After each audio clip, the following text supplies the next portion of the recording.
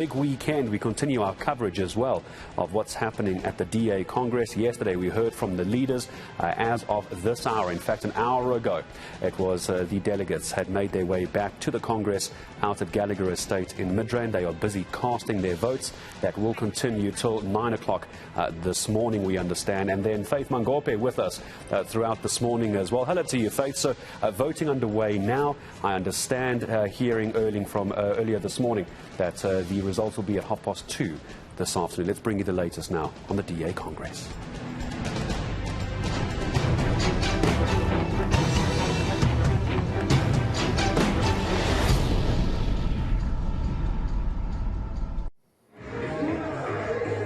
Of course, a very good morning to you, Gareth. As always, day 2 of this National Congress of the Democratic Alliance. You're absolutely correct. This is where voting gets underway to determine who will rise up as the leader of the Democratic Alliance. Obviously, to take it into quite significantly so the 2024 national elections. It is a hive of activity once again. There's a lot of excitement in the air. Music is blasting. So if you're just going to break up into a dance in just a second, do not mind us. But we're going to continue the conversation and the analysis. Obviously looking at exactly what does the Democratic Alliance look like, especially when ushering in new blood. Well, let's welcome into this conversation this morning. We've got Tammy Jackson who's joining us. She's from the youth wing for us. Come closer to me, Tammy. And Tammy, you know, the big question becomes, what does the Democratic Alliance look like for the next generation? Because it's always been a conversation around a generational mix when it comes to leadership of any form of political structure, and whether or not younger people get a voice and also get an opportunity to lead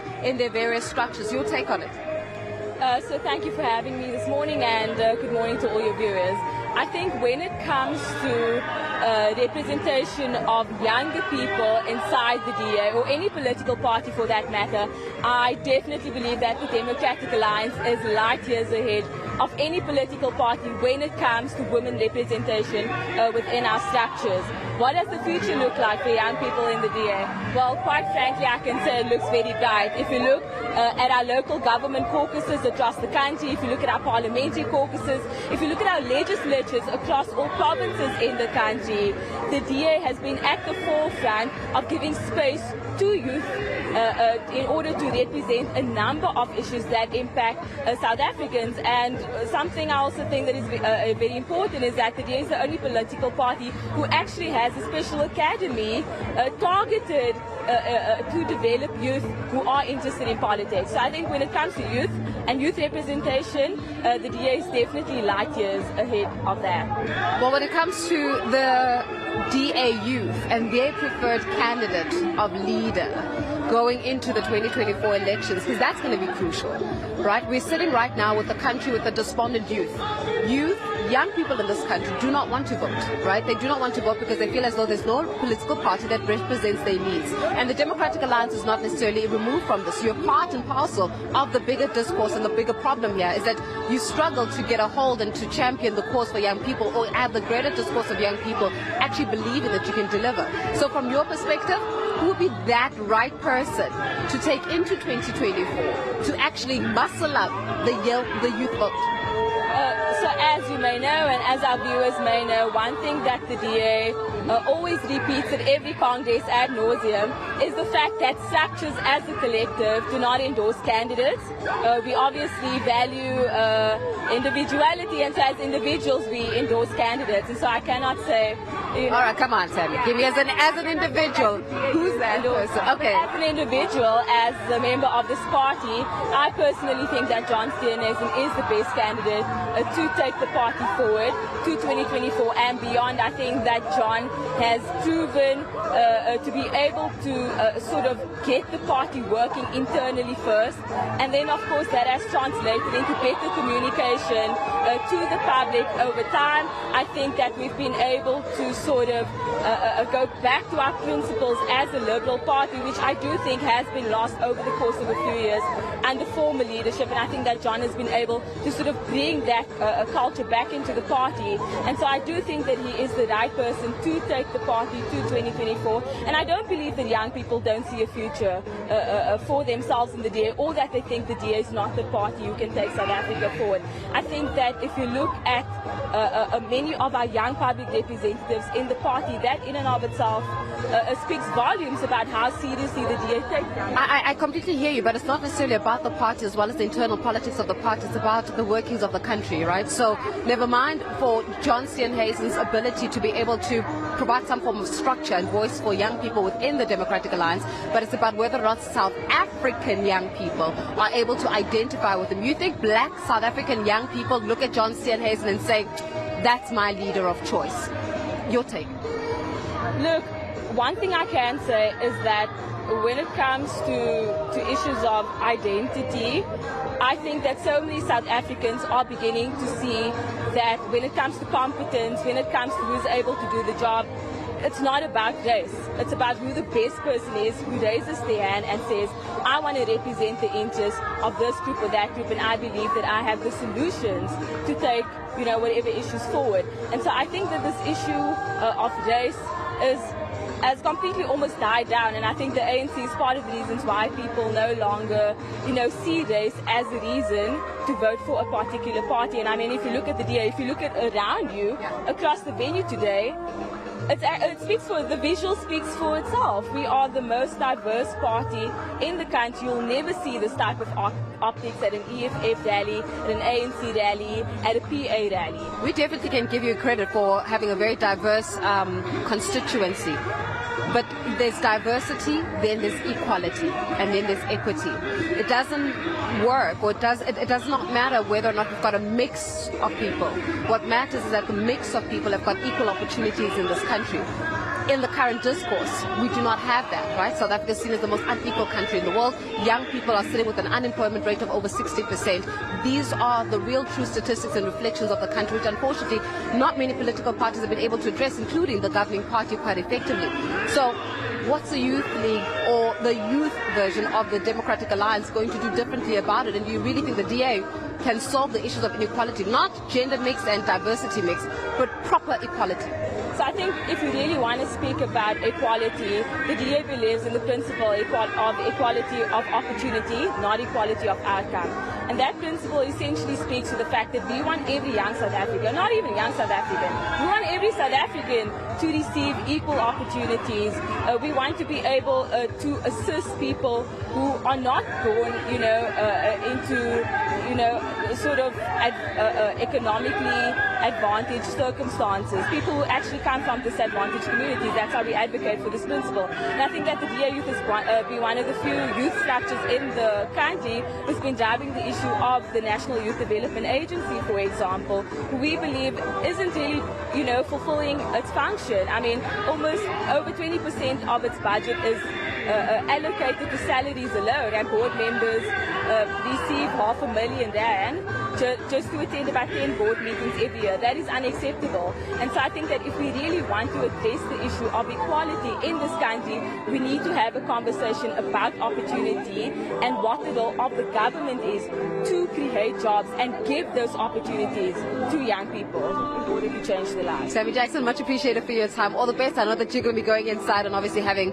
quite a festive day. As you hear it here from the younger generation within the Democratic Alliance, saying that they truly believe that John Steenhuisen is the man of choice to take them into the 2024 election. Somebody else that is tracking the developments for us this morning is our senior reporter, Aviwe Mtila. He's amongst the actions there. Aviwe, it's over to you.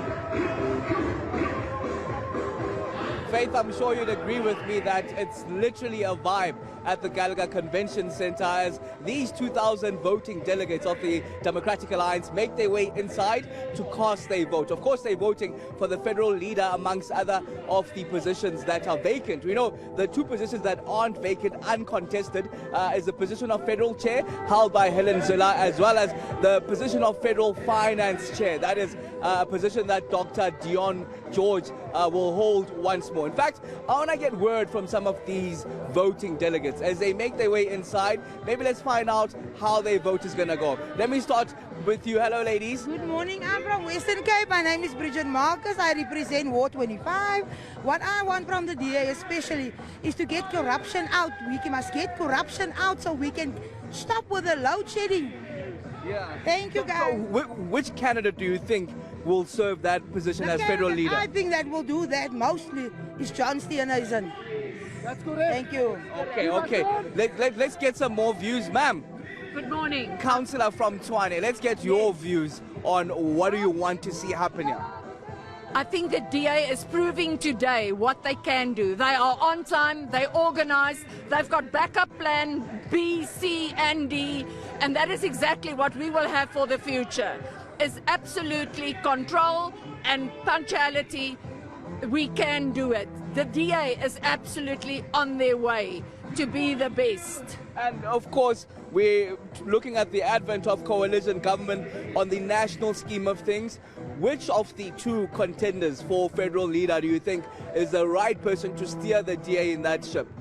I love Mpompalatse. She's an excellent lady. But John Steenhuisen came through the ranks. He was for 10 years a councillor. He was a leader. He was an MP. And now he's leader. So he knows exactly what is the difficulties of each member of the DA. So my vote today is for John, definitely. And you certainly have experience on coalition governance in Ekurhuleni. You're seeing how difficult it is. How, I beg your pardon, in Tshwane. How do you think you're going to manage this nationally? I think we've just proven the last week that we can do it. We are absolutely united and we decided on where we're going to. That is the problem with the opposition. I can't see the EFF and the ANC working together because in the first week there will be a fight about money and tenders. With us, we are standing together and we know what we are working for. All right, let me bring in this voting delegate. On your way in as well, let's talk about your vote and the leader that you want to see emerge here to take the DA forward. Good day to yourself and your viewers. My name is Nipiwa Lai, Councillor in Stellenbosch Municipality and Federal Chairperson of DA Youth. I think essentially what we need to do here is to come together and rally behind any elected leadership, and it's up to the delegates to make up the decision of the DA going forward. Okay, so what do you want from that person that will be elected? Yeah, I mean, we're talking coalition governance. What do you want from them? Essentially, we need to understand what do we need from the leader coming on, not necessarily one. Particularly as young people, we have a generational mission to fulfill come 2024 to remove this uncaring government. We need a leader that will be able to give us direction in that regard and ensure that the DA gets to the union buildings in 2024. Okay, DA gets to the union buildings 2024, a mandate to remove the uncaring government. We're hearing. Which of the two contenders do you think would be the appropriate leader to take the DA forward? Look, we have two very strong contenders. Dr. Mpo is highly educated, great integrity, and absolutely astute and strategic woman. And John Steenhuisen has the experience. Our country has had one of the most difficult periods in the past recent years, and he was phenomenal. So we have two excellent contenders, and I believe the DA will do what's correct for the country. The country's future lies in somebody's hands today, and we'll make the right decision either way. All right, I trust you'll make the right decision, Mama. We're talking of two excellent contenders. We're hearing here that possibly going to be unseating the governing ANC, we are told. Who would you like to emerge here?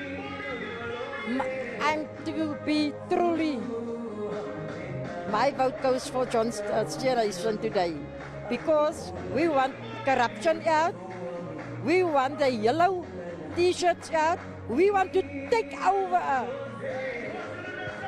the land. So my vote goes to John Steenhuisen.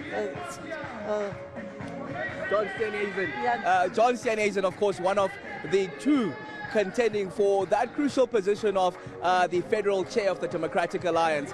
John, of course, we heard him yesterday in his final address addressing the 2,000 delegates, suggesting that he's been in the party since 1997. That's back when it was still under the stewardship of Tony Leon and it was still the Democratic Party. In fact, we heard here one of the people suggesting that, in fact, we're seeing, is that Helen Ziller just driving in now? That's the uncontested chairperson of the DA itself, Helen Zina, going in there. One of the two positions that will be uncontested there, and the other, of course, is the one that Dr. Dion George holds as the man that holds the purse of the Democratic Alliance. So Steenhuisen suggesting that he's got 10 years of experience in the ward as a ward councillor, but of course Dr. Mpalatse is saying that she has experience both in politics as well as the private sector.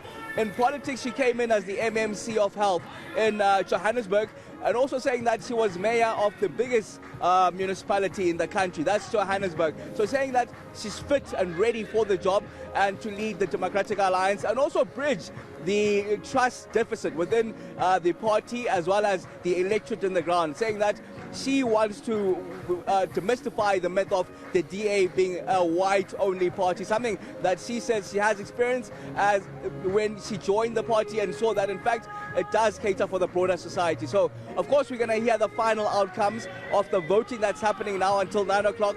That final outcome most likely going to be announced at 2:30 this afternoon.